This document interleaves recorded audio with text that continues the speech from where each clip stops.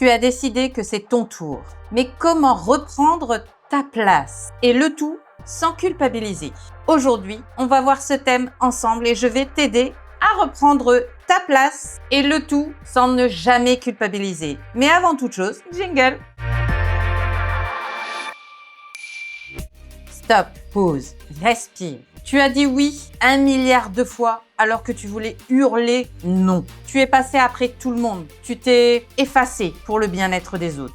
Et maintenant, t'es fatigué, sur les nerfs, vidé, t'en peux plus. C'est normal, tu t'es littéralement oublié. Faire l'erreur de s'oublier au bénéfice des autres, on l'a toutes fait. En particulier quand on sort d'une relation assez toxique. Résultat des courses, on pense à tout le monde et on s'oublie. Mais aujourd'hui, on s'arrête. Aujourd'hui, tu vas décider de te faire passer avant les autres, de penser à toi et le tout sans culpabiliser, sans t'excuser et de façon inarrêtable. Mais avant toute chose, laisse-moi me présenter. Moi, c'est Vanessa. Il y a quelques années, je suis sortie d'une relation toxique et aujourd'hui, je mets mon expérience au service des autres pour te permettre de devenir la personne inarrêtable dont tu rêves. Si tu aimes les contenus développement personnel, mindset, reconstruction, lifestyle, tu es au bon endroit car ici, tu trouveras tout ce dont tu as besoin pour devenir la personne de tes rêves, cette personne inarrêtable. Donc si tu veux faire partie de la team,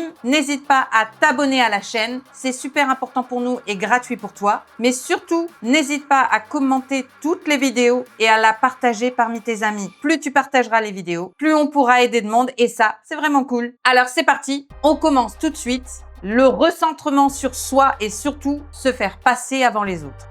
Mais pourquoi on s'efface? Pourquoi on fait passer les besoins des autres avant les siens? Eh bien, c'est simple. L'éducation. Eh oui, on a tous été éduqués avec ces préceptes moyenâgeux. Sois gentil, sois discrète, pense aux autres, ne sois pas égoïste. Et c'est ancré en nous. On a cette croyance farfelue qui dit que si tu fais tout pour les autres, tu recevras en retour. Spoiler alert, c'est de la connerie. Aider les autres, c'est bien. S'aider soi-même, c'est mieux. Ce qu'on nous dit pas, c'est que non, c'est pas parce que tu vas faire le bien autour de toi qu'il t'arrivera du bien. C'est une légende. Ça n'est pas la réalité. La réalité, c'est que si tu donnes tout aux autres, les autres en profiteront pour leurs propres bénéfices. Tu ne peux pas tout donner et t'oublier. Au bout d'un moment, tu n'auras plus rien à donner. J'aime bien prendre l'exemple du verre. Tu peux pas remplir les verres de tout le monde sans jamais remplir ton propre verre. Au bout d'un moment, tu n'auras plus rien à donner aux autres. Et tu sais quoi? Ils te laisseront tomber et ils continueront leur vie de leur côté.